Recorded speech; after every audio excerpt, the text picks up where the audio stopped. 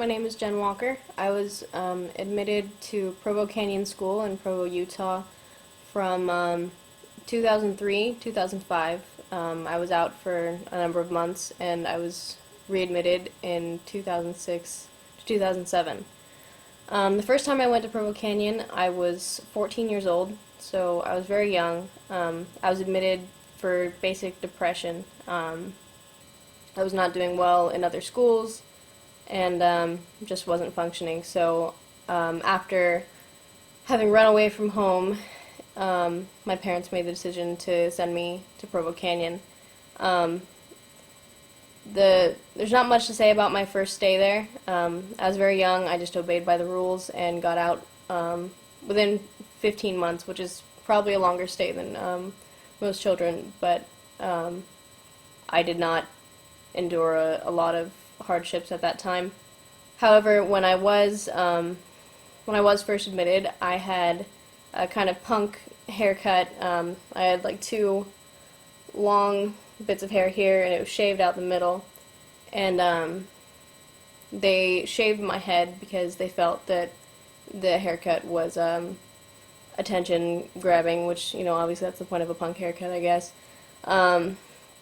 So my head was shaved, and I was very skinny. I was suffering from anorexia at that time, and I remember that over the radio, when the staff would talk about me, instead of referring me to me by my last name, they call all the students by their last names. So I was Walker. Many times you wouldn't even know what your companions' first names were. But they would refer to me as Auschwitz instead of Walker because I was skinny and my head was shaved, which is pretty disgusting.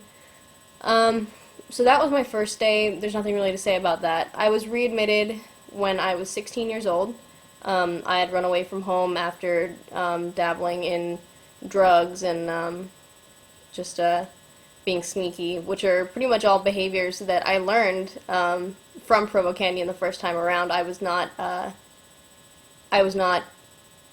aware of all the drugs I could be using and all of the things I could be getting into before I went there, and I learned all that from my peers and from the drug and alcohol classes that they give you.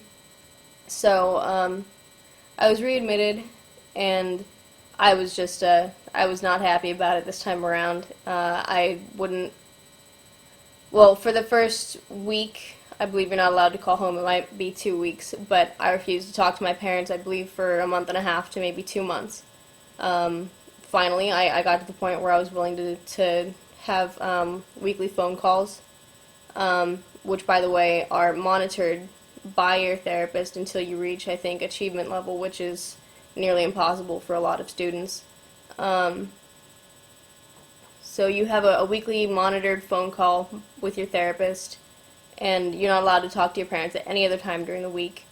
You can't even pick up a phone to dial 911 if you absolutely needed to. That's up to staff, not you. So eventually a visit was arranged with my family. My parents came up and took me on an off-campus visit, which you can have when you reach advanced unit, which I had gotten to at that point. I had been planning up until the day I got there to escape as soon as I had the chance. So I had built up my plan, and I'd even gotten I was in cahoots with a member of the staff at Provo Canyon because well, one of the staff members, a female staff member, was having a romantic and physical relationship with a friend of mine, another female at Provo Canyon. And I was the only person for quite a while who knew about it, and being so, I was the one to pass notes between them and, you know, keep messages going between them and even help them meet up. Not too sure how I feel about that now, but at the time I felt like I really needed to have some staff member on my side if I was going to get away. And also at the time I just my ideas on adult and teenage relationships were not the same as mine now.